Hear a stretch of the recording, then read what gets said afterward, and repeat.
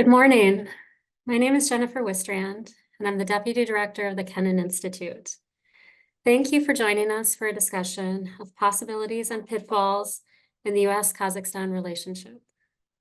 Before I introduce our guests, I'd like to remind you that you can stay up to date on the Kennan Institute's activities by visiting the Kennan Institute's website and subscribing to our blogs, podcasts, and other publications. Today's guests are Dr. Yerkin Tukumov, Dr. Shalkar Nursitov, and Dr. Suzanne Loftus. Dr. Yerkin Tukumov has an MA from Harvard University's Kennedy School of Government and a PhD in political science. He's the author of the book, Discovering America, A View from Kazakhstan, as well as numerous academic journal articles.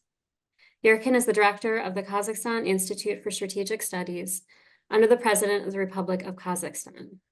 He previously served in Kazakhstan's diplomatic corps, where one of his appointments was Minister Counselor of the Embassy of Kazakhstan in Russia. Dr. Shalkar Nursitov has a BA in political science from Al-Farabi Kazakh National University and an MA in media and strategic communications from George Washington University. Shalkar's research interests include political rhetoric, lobbying, propaganda, political regimes in Kazakhstan and Central Asia, and US-Kazakhstan relations. Shalkar is the executive director of the Center for Policy Solutions, which examines socioeconomic issues across Kazakhstan. Dr. Suzanne Loftus has a PhD in international studies from the University of Miami. Her areas of expertise are Russian foreign and domestic policy, Russian nationalism and national identity, post-Soviet studies, and great power competition. Suzanne's most recent book, Russia, China, and the West in Post-Cold War Era, The Limits of Liberal Universalism, analyzes great power relations over the past 3 decades and assesses the normative and structural factors that have led to today's confrontational geopolitical environment. Suzanne is currently a global fellow with the Wilson Center's Kennan Institute and an adjunct professor at Georgetown University. After our guests speak, there will be a question and answer period. If you'd like to ask a question, please submit your question via the Q&A function on Zoom, and please remember to include your name and affiliation when doing so. Finally, today's discussion is being recorded. So as you can see, we have an absolutely esteemed panel of guests here today, and we're going to spend the first half asking them some questions before we open to questions from the audience. So the first question I'd like to pose is to Yerkin. Yerkin, you've had a career that spanned academia, think tanks, and government. Could you please describe for us how governmental officials and experts view the Kazakhstan-US relationship? What are the strengths in this relationship, and where might there be some weaknesses? Well, again, hello everyone. Hello Jennifer, Susan, Shalkar. Again, it's nice to see you again. Thank you for having me today, and I think that our topic raised a huge interest, partly because I think there is new opportunities to our relation between Kazakhstan and the United States. Let me begin with the fact that even though I'm a director of Kazakhstan Institute for Strategic Studies under the president, I'm not representing an official position, and this is a completely expert and even completely my position, my view. But I, with a great pleasure, try to explain the official position. So, answering the question, what are the main strengths and main weaknesses in our relationship, I would start with the fact that over the past 30 plus years, Kazakhstan and the US built a strong partnership. And tested by time, this partnership excels at all areas, including but not limited to politics, trade and investment, defense and security, culture and education, climate and environment, critical minerals and transport and infrastructure. So we have a broad range of areas to cooperate between the two countries. And that's embedded in the enhanced strategic partnership status that Astana and United States and Washington established 6 years ago. And to date, Kazakhstan remains the only country in its part of the world that enjoys a special bond with the United States.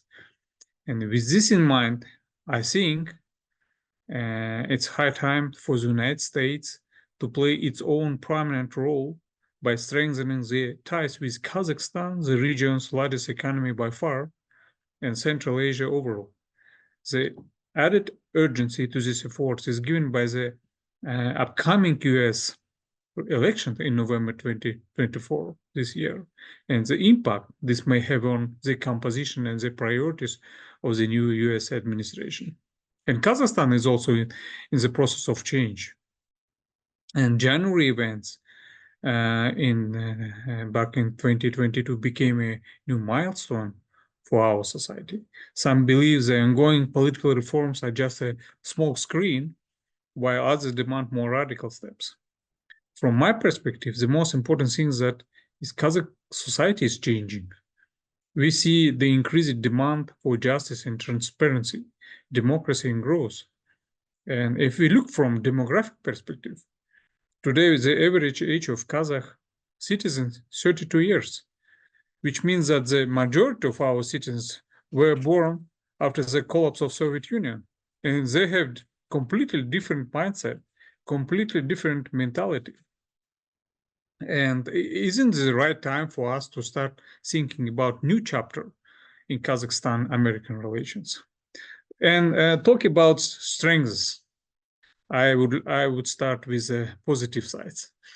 First of all, we have a similar vision on non-proliferation issues, and overall on security and counterterrorism.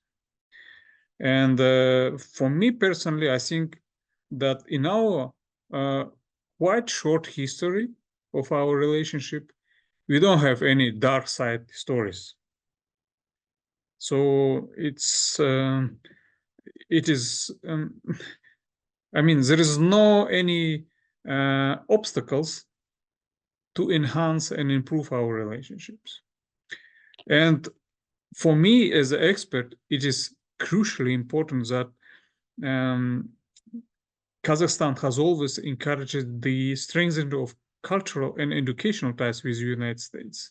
So every year, about 1,500 young Kazakhs participate in the work and travel program. Under the Bolashak program, our students basically prefer American universities. So, for example, this academic year, almost 500 students are studying in the United States out of 1,000 scholarship recipients. And the government does not restrict Kazakhstanians in their choices. So, despite the geographical distance, the US has always been and will remain our partner of choice.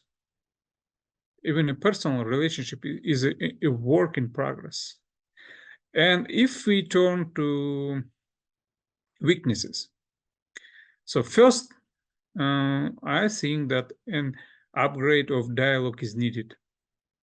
For many years, Kazakhstan has been regarded in US politics as an object through the prism of the crisis in Afghanistan, through the lens of Russia-US relations, through the lens of US-China relations, and never regarded as a subject. So it's maybe it's good time to shift from object to subject in our policy. So, for example, last year there was just numerous of visits made by the leaders of Russia and China to Kazakhstan, and only one personal meeting with between the two presidents of United States and Kazakhstan. So we talk a lot, but rarely meet. So, but personal relations really matters. Second, business first. Over the past year, the significance of the US for Kazakh business has much increased. I would like to provide a simple example. PricewaterhouseCoopers recently conducted a survey of executives of large companies in Kazakhstan. And the question was, which three countries do you consider the most important for the income growth prospects of your company in the next 12 months? So over the years, the significance of the United States has sharply increased. So for example, in 2023, it was 31%. This year, 42%. So this research made by PricewaterhouseCoopers again. So the formal business first should remain a priority. I believe that the recent B5+1 forum will contribute to break down barriers between Central Asia and US businesses. At the same time, we should keep in mind that Kazakhstan is sanctioned, sandwiched, and landlocked. That means that geopolitical reality, this comes at a high price for us. First and foremost, Kazakhstan is losing jobs. And consequences that, according to the World Bank's calculation, by 2029, Kazakhstan will have 1 million more job seekers than in 2022. So comparing with a kind of pre-war era. So the US, from my point of view, again, should recognize the cost for sanctions. So for sanction compliance and explore innovative ways to assist Central Asian economies. And third, the last but not least, and this is especially important for me as a director of the institute, that second track diplomacy is not working properly. I mean, between the two countries. So we have a lack in expertise. For example, in our institute, we conduct just numerous meetings with expert meetings, roundtable discussions with experts from China, Russia, Central Asia, Caucasus. Like every year, I have dozens and dozens invitations to participate in different conferences in those countries. But how many do you think I got invitation from United States? Zero. It means that maybe, I mean, let be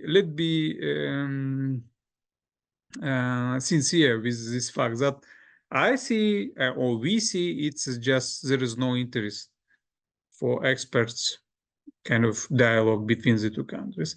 And maybe along with C5+1 dialogue and B5+1 dialogue, we need to think about think tank dialogue. I mean, C5+1 think tank dialogue.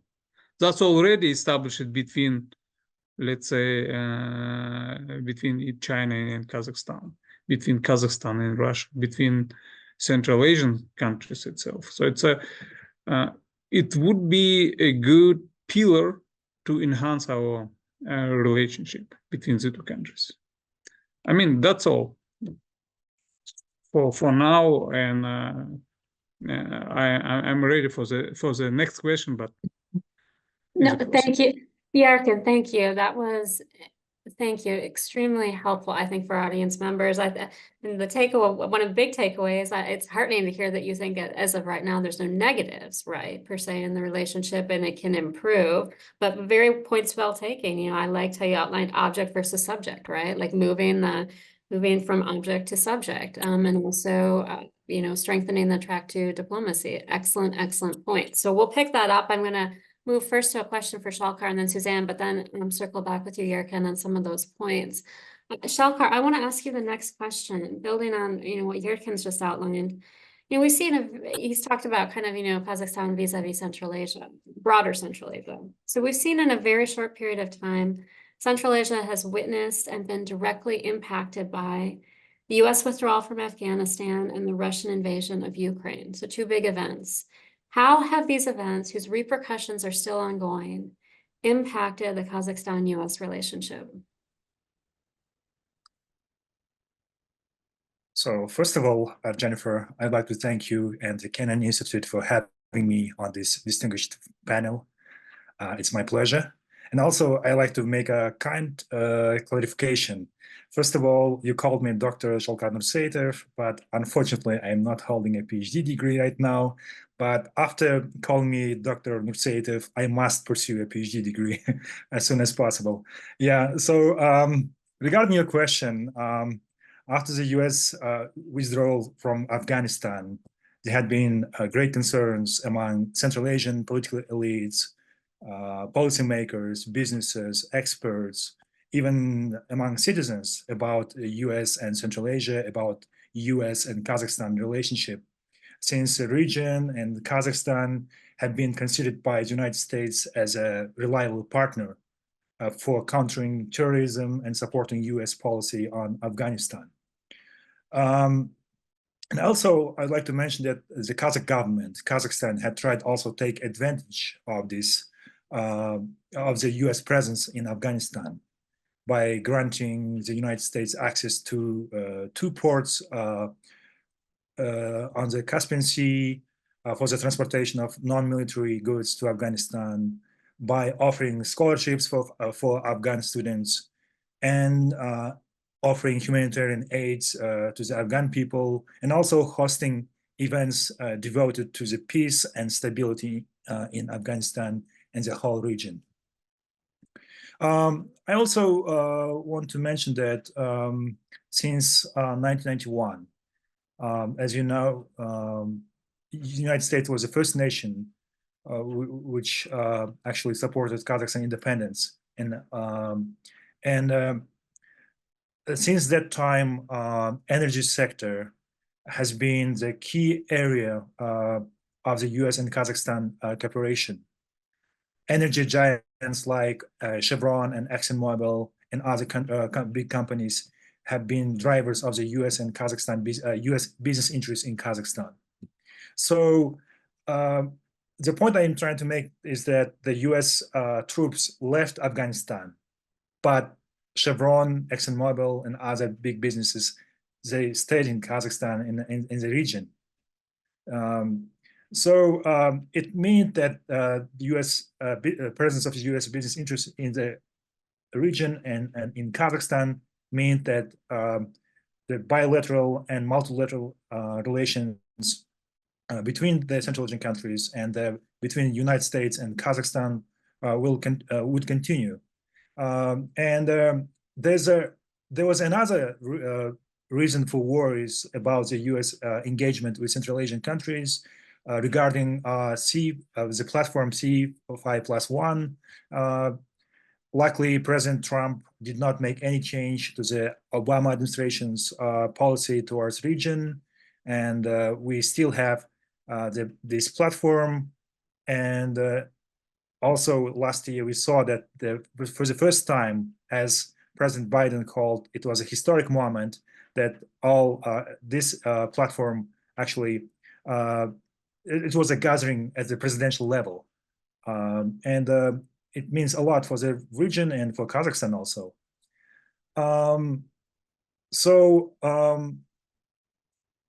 C5+1 platform has been integral to keep US policy interests in the region. It's also worth mentioning that, unfortunately, Central Asia, including Kazakhstan, hasn't been highlighted in main strategic documents of the US foreign policy, also in documents concerning US security policy in the world. But the existence of the platform like C5+1 still gives a hope that the bilateral relationship will be boosted. Regarding the Russian invasion of Ukraine, yes, this war actually affected the sentiment in Central Asia towards Russia, towards Western countries. But in my view, based on my observation and analysis, I think that this war hasn't affected negatively the US and Kazakh relationships. As I mentioned, after the war last year in September, actually, for the first time, US president took part in C5+1 event. Biden reaffirmed US support of Kazakhstan's sovereignty and also other Central Asian countries' sovereignty and territorial integrity, which is essential for our nations, since we heavily depend on Russian political influence and the economic influence of China. Although Kazakhstan is among the Putin's friends, as it was listed according to the Economist magazine, the Western partners so far, based on their statements, we can say that they are satisfied with Kazakhstan's policies and actions regarding sanctions against Russia.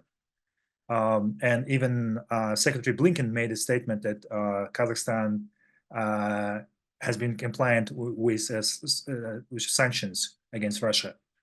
But we have some facts demonstrating that Kazakhstan-based companies involved in re-export of goods, which is needed for the Russian military.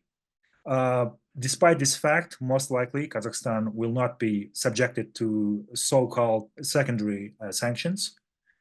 And also, I'd like to mention current US priorities in Kazakhstan, according to the US ambassador to Kazakhstan, Mr. Rosenblum, who highlighted in his interview this year, in the beginning of this year, that US pursues 4 main priorities in Kazakhstan. First is supporting sovereignty and territorial integrity of Kazakhstan. Second is border security and countering terrorism. And the third is boosting trade and investment. And last one is promoting human rights and the rule of law. In my view, this list shows that US interest in the bilateral relationship in the so-called third era of the US and Kazakhstan relations remains the same as they were in the first 2 eras. I mean, starting from the 1990s until beginnings of the 2000s, and from 2000s till the US withdrawal from Afghanistan. And the third era is starting from the invasion of Ukraine by Russia. Regarding the war in Ukraine, it's my last point.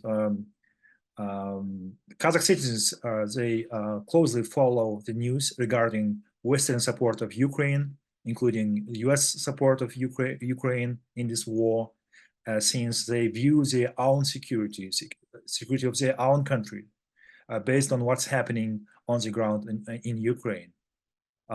Because we have heard a lot political statements from great powers. Last year, President of China, Xi Jinping, made a statement. He said China supports sovereignty of Kazakhstan.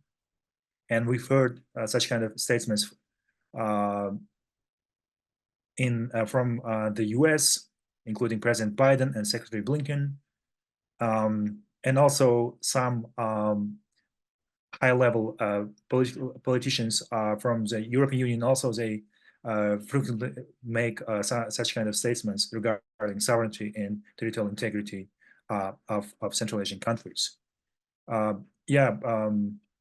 So in my view, this is still important, but also promoting human rights and the rule of law should not be put at last.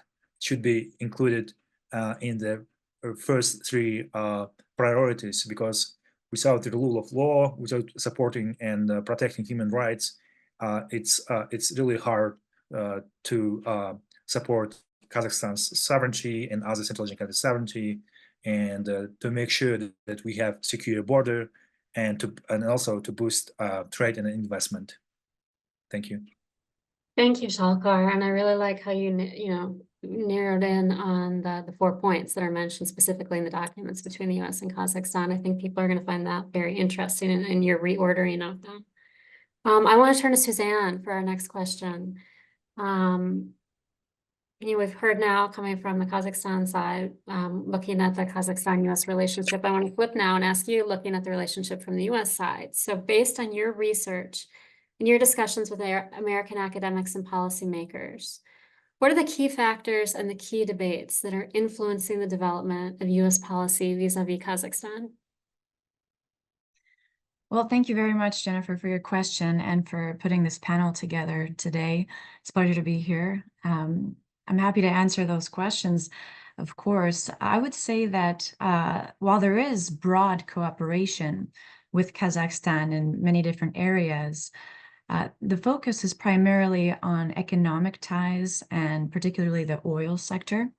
It doesn't seem as though the United States is particularly involved in Kazakhstan's political or military affairs at this stage in history.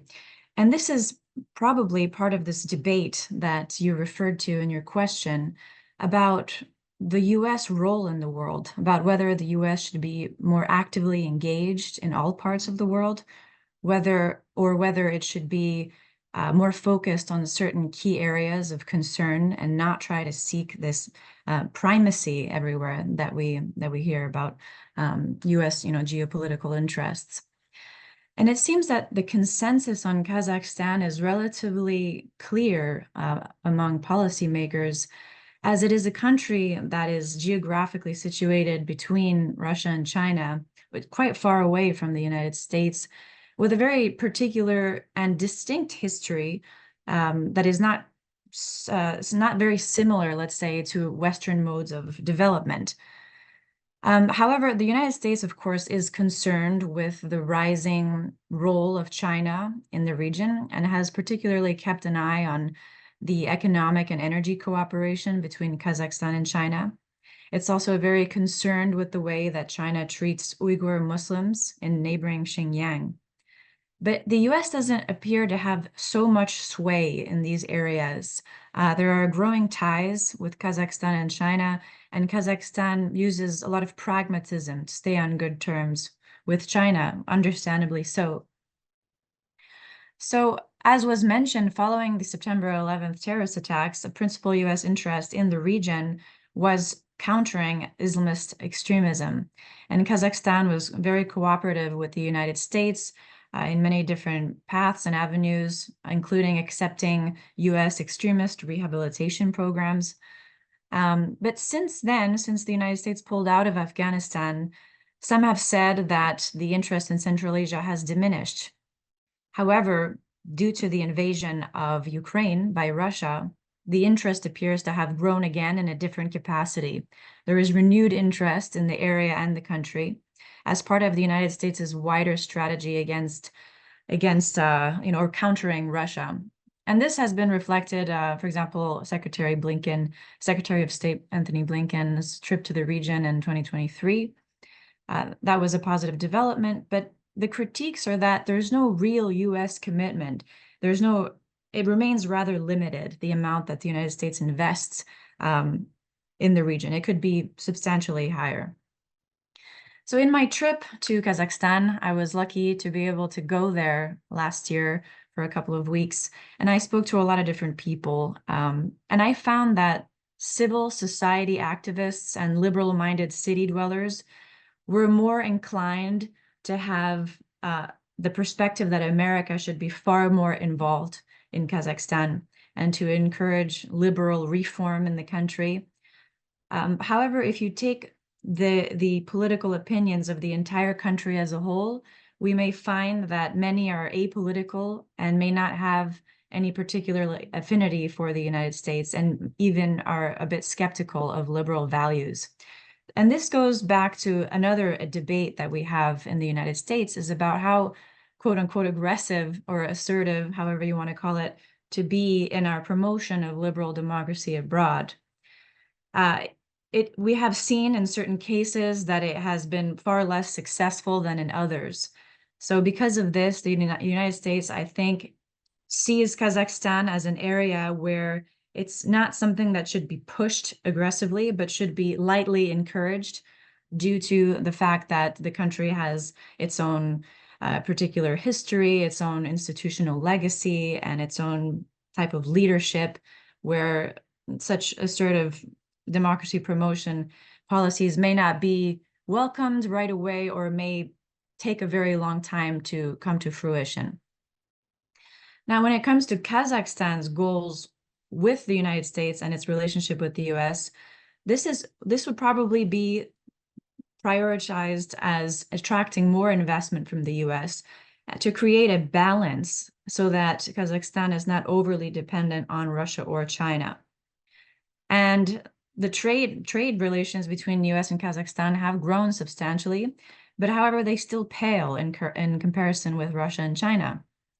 Diplomatically, the US is involved, as was mentioned by both other panelists, in the C5+1 network, a diplomatic platform between the US and Central Asia. And this is the platform through which they discuss areas of mutual interest.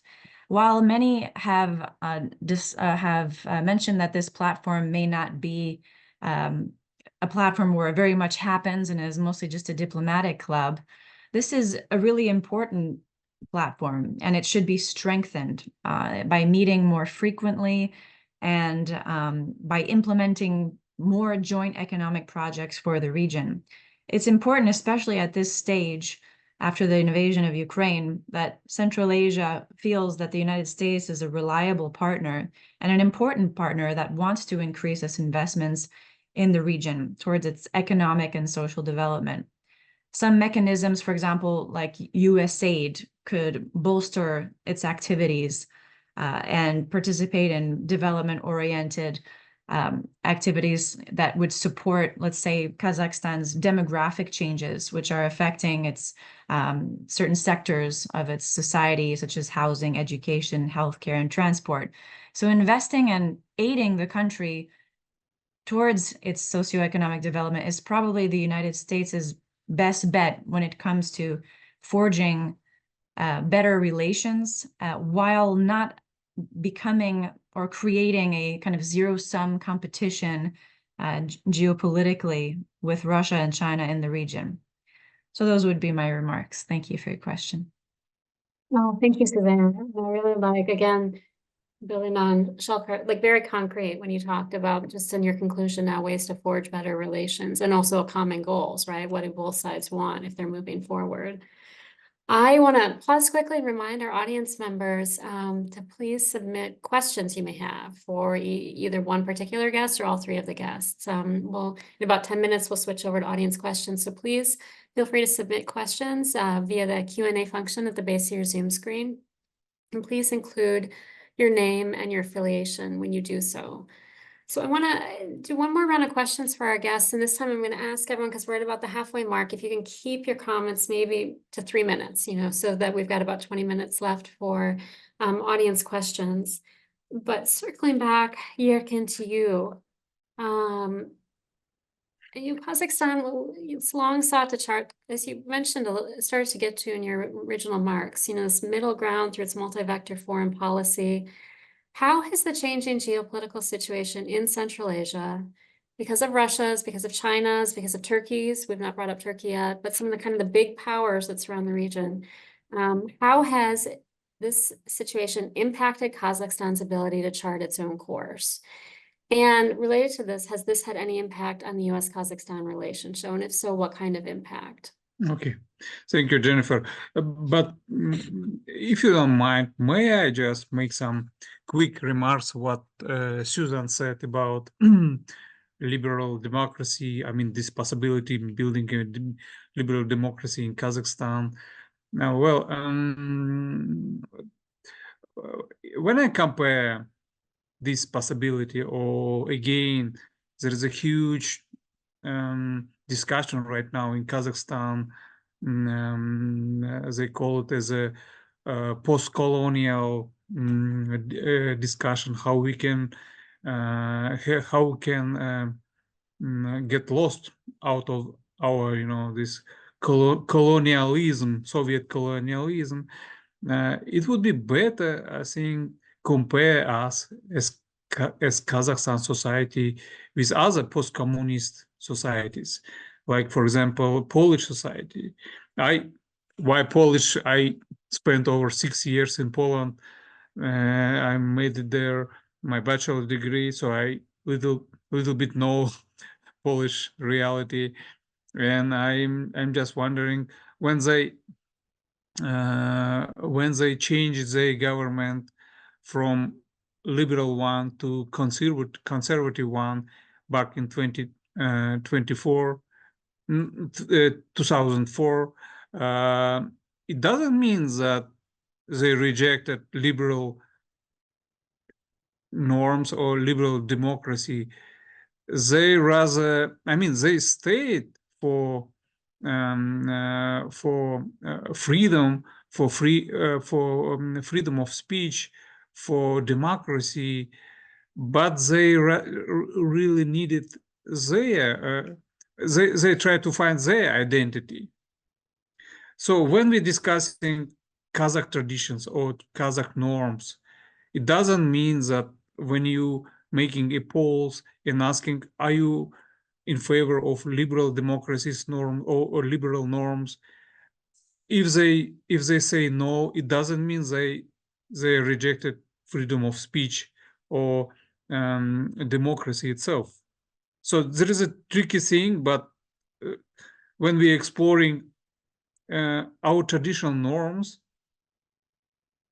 they are not contradicting to democracy. They are not contradicting to liberal norms. So it's a huge kind of understanding right now who we are as a nation, how we transforming from traditional one to modern society one. And I really like it that we started these debates in Kazakhstan. That was, I mean, January events kind of a wake-up call for the whole society, not only for the government. So it's a kind of good ground to discuss who we are and why do we need relations with the United States, meaning the geographical factor, etc. And back into this, to your question, Jennifer, I'm sorry, I'm taking your time. No. I'll just, yeah, no. I'm actually very glad you brought up this discussion, and this is great to have the back and forth. But yeah, no, if you just want to quickly touch on the question, and that's okay. Of course, just 2 minutes. I wouldn't say that the war has not any impact on Kazakh-US relationship. But I really like it what David Cameron, foreign minister, foreign secretary of British government, yesterday said about British and Kazakh relationship, saying that we understand that geography matters for Kazakhstan. We are not saying that you have to make a choice, but he said very important words that we are here. I mean, meaning Great Britain, we are here, so you have a choice. So it's a good point. Do not push us to take a side, but it is great that the United States understand that we do not take a side because geography matters, but United States is a choice, and we really appreciate that we have a choice in this regard. So I will stop on that, and I would like to jump in any moment. No, that's fantastic, Yerkin. And I think actually in just scanning some of the audience questions that are coming in, we're going to circle back again to, as all of you have touched on, right? Kazakhstan's geography, which you can't ignore, and it shouldn't be ignored. But choice, I really liked your use of the word there. One more question for Shalkar and one more for Suzanne before we do have about 15 audience questions that have come in, and encourage audience members too. Please keep sending your questions in because the ones that are up here are great. Shalkar, I want to ask you another question. What's the state of the US-Kazakh relationship people have already started to touch on this, beyond the political realm. So for example, in the area of economics and human rights, which you talked about last time when you were naming those 4 points, did the January 2022 events in Kazakhstan impact the Kazakhstan-US relationship in any meaningful way? And maybe I'll just ask you, again, I know I've asked you to keep your remarks just a couple of minutes, but maybe if we have some audience members who don't know what took place in January 22, can you just kind of briefly summarize for them so they understand why we keep referencing this? Okay, sure. First, Kazakhstan is a main top US business partner in Central Asia. Last year, their bilateral trade reached $3.7 billion US. And also last year, US made $5 billion US, $5 billion US for direct investment in Kazakhstan's economy. If you look at, this is a huge numbers if you look at from the Kazakhstan's perspective, but on the other hand, from the US perspective, this is not huge numbers. Kazakhstan is the 81st largest trading partner of the United States. I think this number says a lot by itself. Although Kazakhstan has not been lifted from the Jackson-Vanik Amendment, there is no serious political and economic barriers for bilateral trades and doing businesses for the US and Kazakhstan companies in the respective countries. Again, energy sector remains the core of the US and Kazakhstan economic relationship. For example, Chevron has an 18% stake in Karachaganak, and ExxonMobil has 70% of Kashagan. So energy sector remains the main area of economic cooperation. But $3 billion US, it's again, it's not a huge number if you compare the US Kazakhstan's trade with China, with the EU and Russia, and that there is a more should be done in terms of bilateral trade and bilateral economic relationships. Regarding January events, so 2 years ago, in January 2022, there was a massive protest across Kazakhstan, which started from the western part of Kazakhstan and reached other regions of Kazakhstan in a couple of days. This event shook the Kazakh society, shocked the international community, and also made changes to the power balance in the Kazakhstan's political elite, in particular between power balance between former president Nursultan Nazarbayev, who remained as a father of the nation, as Yelbasi from March 2019 until June 2022, and he actually had a huge influence on Kazakh politics. But things changed after January events. President Tokayev has consolidated the political power in his hands, and he has become the leading figure in Kazakhstan's politics. Unfortunately, during the January events, at least 238 people died. They were killed, actually. And unfortunately, we haven't heard harsh critiques from the democratic nations. They made a statement that they're concerned about the situation in Kazakhstan, but in my view, these statements, including from the US government, were soft enough. It is incomparable to what happened in Kazakhstan in January 2022. And also, unfortunately, we didn't hear during the Secretary Blinken's visit last year.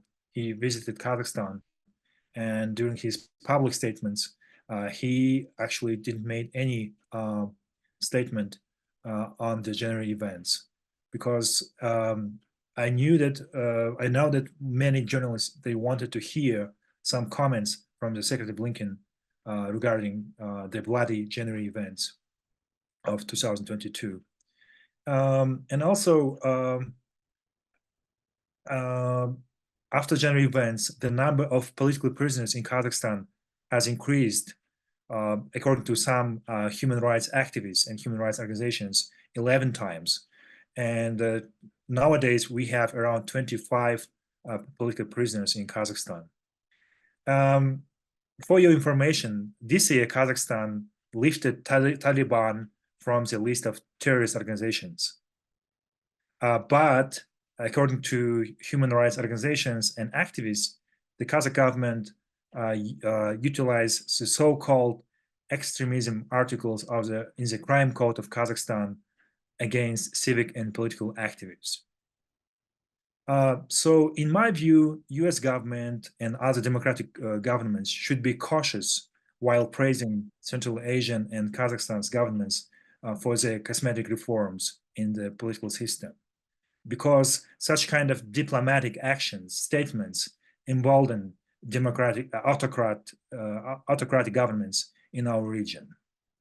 For example, in 1999, President Bill Clinton awarded Nursultan Nazarbayev with a diploma for outstanding contribution to the promotion of democracy. It happened after 1995, when Nazarbayev changed the constitution and made his own constitution. And nowadays, the Western government, including US government, applaud so-called new Kazakhstan, new Uzbekistan, or new Kyrgyzstan ideas, which has really nothing to do with the improvement of human rights conditions on the ground. Thank you. Thank you, Shalkar. I really appreciate you getting very much into human rights and just general kind of societal issues. This conversation could go on for 2 hours, I'm realizing, but we are gonna, Suzanne, I'm gonna turn to you for the last quick question. And if you can keep it just to a couple minutes, because we do have some very good questions that have come in from our audience, and I want to at least address a few of them before we run out of our time. So my last question for you builds on some of the points you started to mention in your last answer, where you started talking about USAID and others. So building on the earlier question, I just want to quickly ask you, what do you think are some of the blind spots in the development of US policy toward Kazakhstan? Do these blind spots tend to fall? Is it in the defense realm? Is it in the development realm? Is it the diplomacy realm? Where exactly do you think we should fine-tune things? So while I wouldn't say that there are overt blind spots, there are areas that the US really needs to stay mindful of. And this, again, has a lot to do with Kazakhstan's regional relationships. So, for example, it's understandable that it will mostly refrain from voting with the United States at the United Nations if it's against Russia and China, just to, as a hedge against its own security, to protect itself. And, or for example, US efforts to push Kazakhstan to denounce Chinese human rights abuses. While, yes, of course, there are blatant human rights abuses, the government hasn't done that and probably won't do that. So these are just things to observe. And there's also a very interesting kind of delicate balance about different ethnic groups in Kazakhstan that I observed while over there.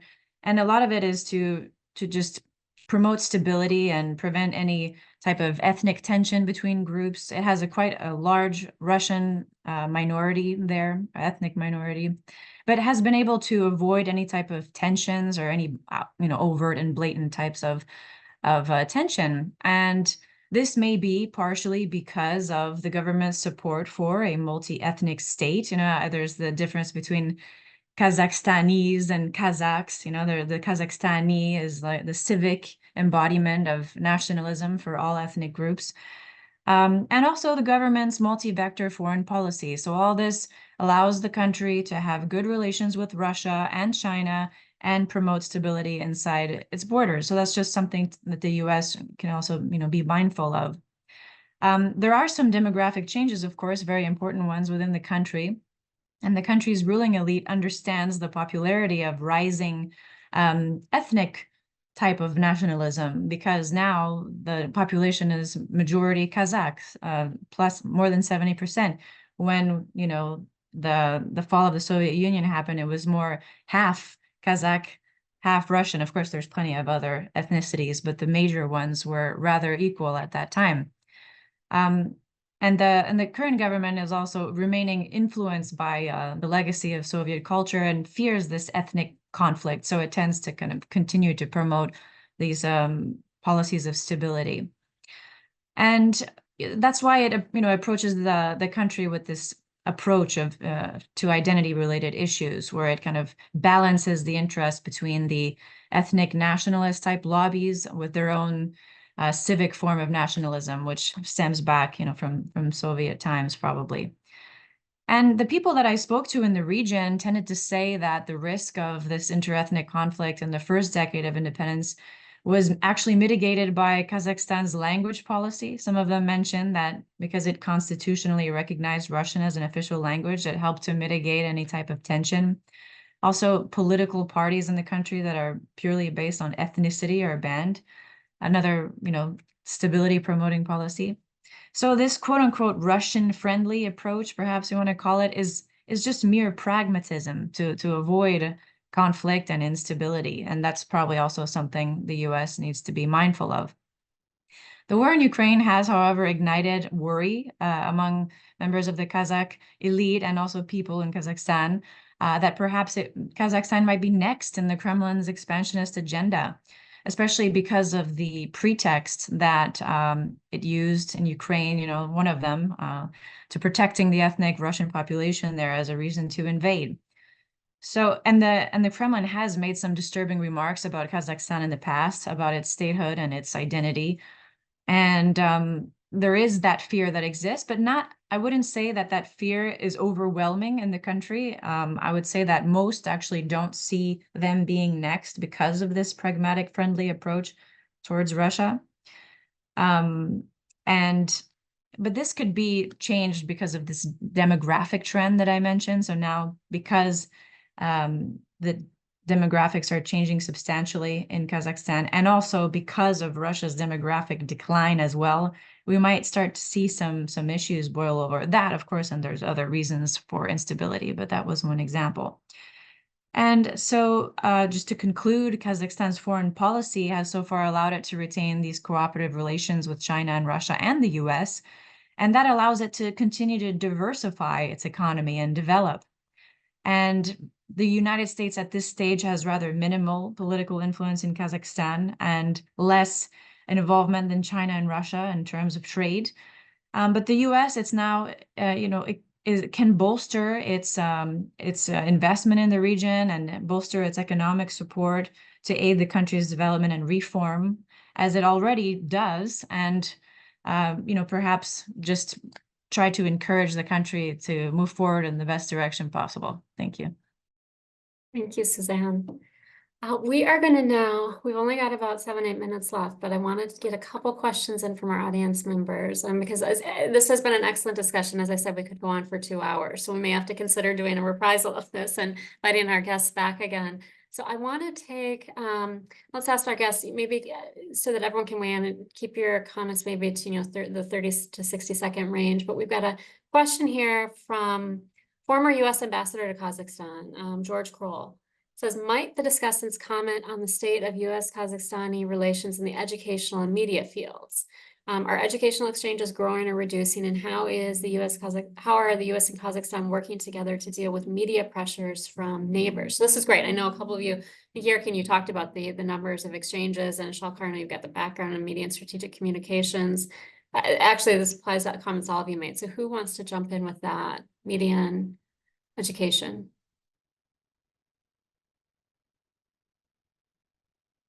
So, go ahead. Yeah.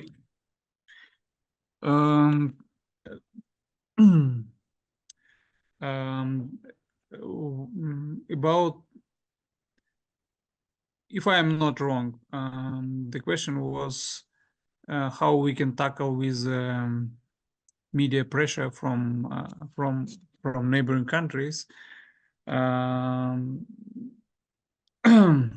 are really concerned when there is some propaganda, kind of rude propaganda coming from abroad, and there is no kind of reciprocal approach to make some, again, rude words in return. We rather try to explain that there is a different reality in Kazakhstan right now, referring to the demographic change, what Susan mentioned and Schalker mentioned. I would say that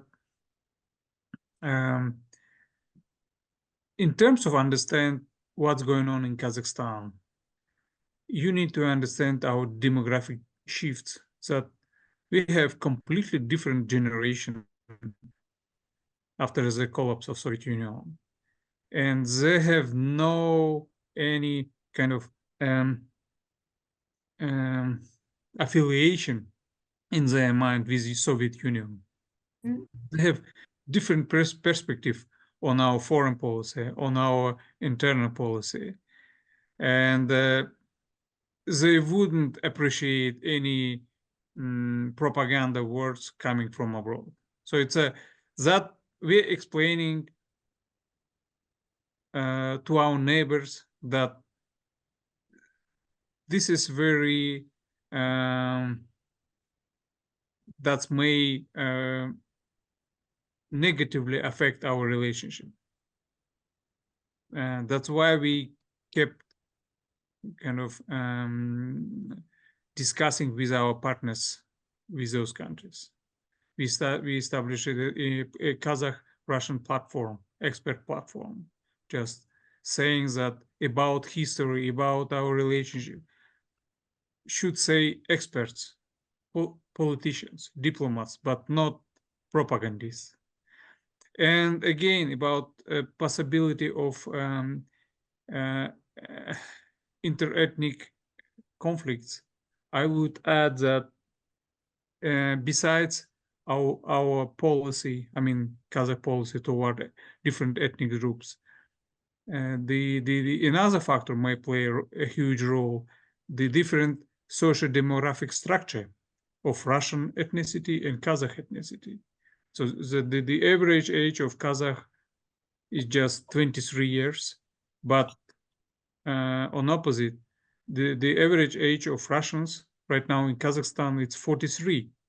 It's almost the same with which is in Russia. So it's they have different mentalities. They have different even economic niche in Kazakhstan economy. So it's there is no competition between the two groups in the market. That's also my. No, I would say, Yerkin, this is fascinating, and I want to ask Shalkar and Suzanne to jump in too, because about on the same topic, we've got another question related to this. It says, how are interethnic relations in Kazakhstan at the moment, which you're actually talking about, which is great. So I want to build on what you said and add in this other person's question. Are there any tensions between ethnic Kazakhs and the Russian minority? When I was living in Kazakhstan, Russian Kazakhstanis were oriented toward Moscow to a substantial degree. So I think a lot of our audience members do have questions. Again, getting back to what you guys have pointed out with geography, with interethnic, Suzanne was talking a lot about the interethnic, what was the breakdown in Soviet period and now. So any of you, maybe we'll use this as our final question, spend the next couple of minutes kind of really getting down on this. What are the relations in the country? How are the relations between Kazakhstan and Russia? And then maybe kind of circling back, is that impacting US-Kazakhstani relations? So anyone feel free to jump in. So I'd like to answer the second part of the Ambassador Crowell's questions regarding media part. So unfortunately, as I know, Kazakh government doesn't have a strategy to fight against propaganda, foreign propaganda, and misinformation.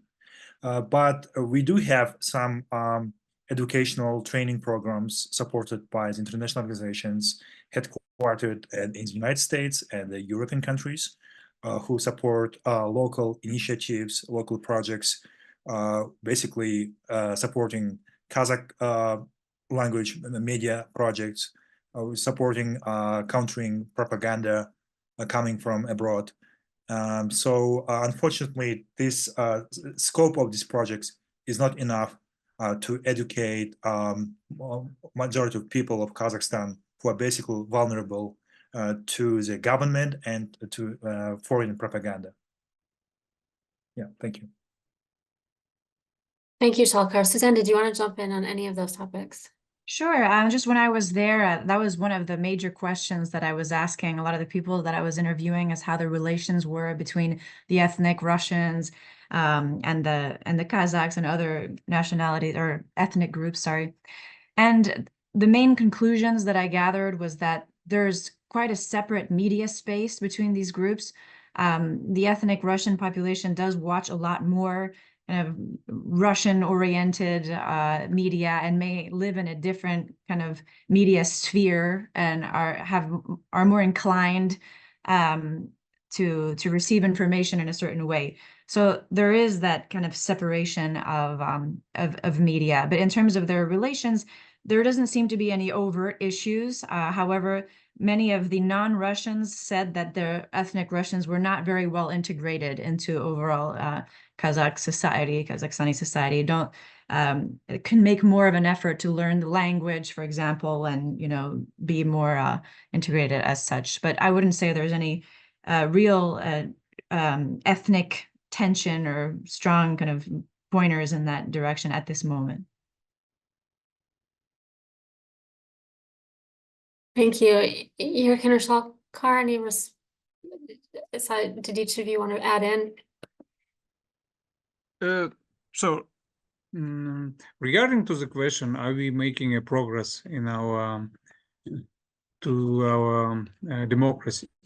So I would say that, of course, we are just at the beginning of this road, and this is for sure, this is a bumpy road, and there is with ups and downs, and there is no guarantee, but we are on the right way, from my point.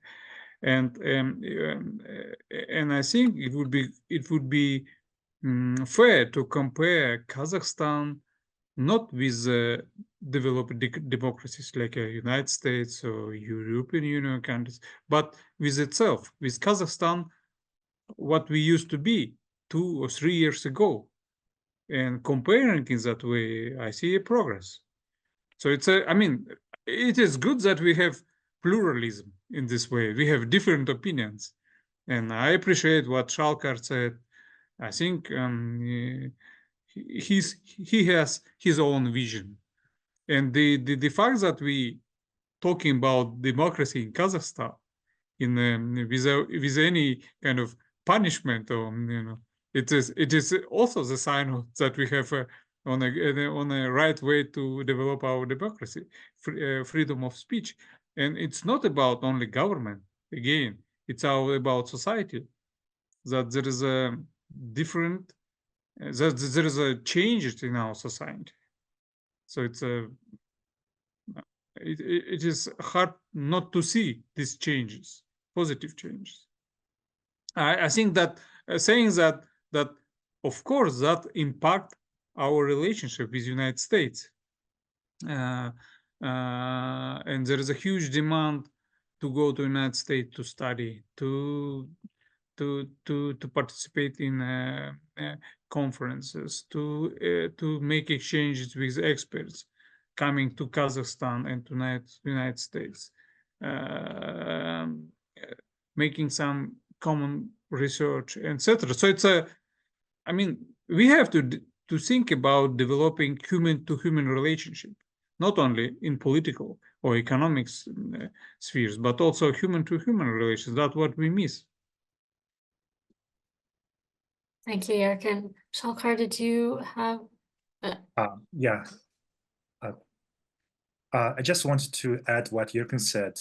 Yes, we need to boost people-to-people connection in our bilateral relationship. For example, before the Expo 2017, it was planned that we would have direct flight from Almaty to New York, but unfortunately, it's still a plan. And also, there's some data showing that last year, US embassy rejected every second H-1B visa application for Kazakh citizens. And 30% of student visa also were disapproved. I think we need to reassess people-to-people connection, and also educational programs, and also business programs, affecting business relationships, and also affecting people's travel to the United States. Unfortunately, most of Kazakh people, rely on some propaganda materials, propaganda articles depicting the picture of United States. Some because of the geography, because we're a landlocked country, there is no, it's not easy to get to the United States, but unfortunately, most people rely what they have on their cell phones, on social media, and basically they get information not in English or in Kazakh, mostly in Russian, and also it's important to pay attention to people connection. And also, I think we need to, to shift the US-Kazakhstan's relationship in the field of security and regarding sovereignty, territorial integrity of our Central Asian countries to a new level, because the stakes are so high, and the situation is so real, because we're having a war in the Europe, between the former post-Soviet countries, brother countries, and there's a potential risk for Central Asian countries also, and our dependence on the Kremlin, our dependence on the other great powers is rising. So I think, as yesterday in his op-ed, David Cameron said, Kazakhstan, also other Central Asian countries, they need to have a choice, like different actors, different players in our foreign policy. So Kazakhstan, I hope that will still continue, to be more pragmatic when it comes to its foreign policy, and pursuing its so-called multi-vector foreign policy. But without having more choice, it will be tough. It will be challenging. So the policymakers, decision makers in Washington D.C. and the European Union and other democratic countries, they need to boost their presence in our region in order to have more safe, more secure, and more prosperous world, prosperous region, which should be useful, good, and for all of us. Thank you, Shalkar. And I realize I've given Yerkin and Shalkar final comments. Suzanne, anything you want to finally add, and then we'll need to wrap up. Any final comments? Oh, I mean, not really. I just want to say that, based on what the other two have just said, that this platform here, this conference, this virtual conference, is a way, for people-to-people contact. And I would really, also encourage having these way more frequently and to a much larger extent, and in person in Washington, D.C., or even in Almaty or Astana. That would be really interesting for everyone as well. So I hope to organize far more of these in the future. And just thank you so much for being here with us today. Yeah, no, thank you. And I thank all of, yes, Yerkin, did you want to, final comment? I'm just wondering what we're gonna do with the unanswered questions. Well, yes, we got through very few of our questions, and I will tell our audience members, if you would like your question answered, feel free to contact me at the Kennan Institute, and then I can direct the questions to our guests. Does that work for our guests? Sure. Great. Sure. Absolutely. So again, and I think this is the sign, taking Suzanne's comments, Yerkin talking about people-to-people, getting invitations, Shalkar, that we do need to have more conversation, right, on the human, the person-to-person about these topics in these fora and other fora as well. And so I want to thank our guests for the large number of topics they addressed today. So again, Dr. Yerkin Tukhimov, I'm going to call you again, Dr. Shalkar, since you've told us you're going to get your PhD. Dr. Shalkar Nursaitov and Dr. Suzanne Loftus, thank you very much for your comments. Thank you to our audience members for being here and for your questions. And again, if you would like your question answered and I wasn't able to ask it, please do contact me at the Kennan Institute and I will share it with our audience members. So again, thank you everyone for joining us today. Thank and we you, look- Jennifer. Thank We you, look Jennifer. forward to seeing everyone again soon. Thank you. Thank you, guys.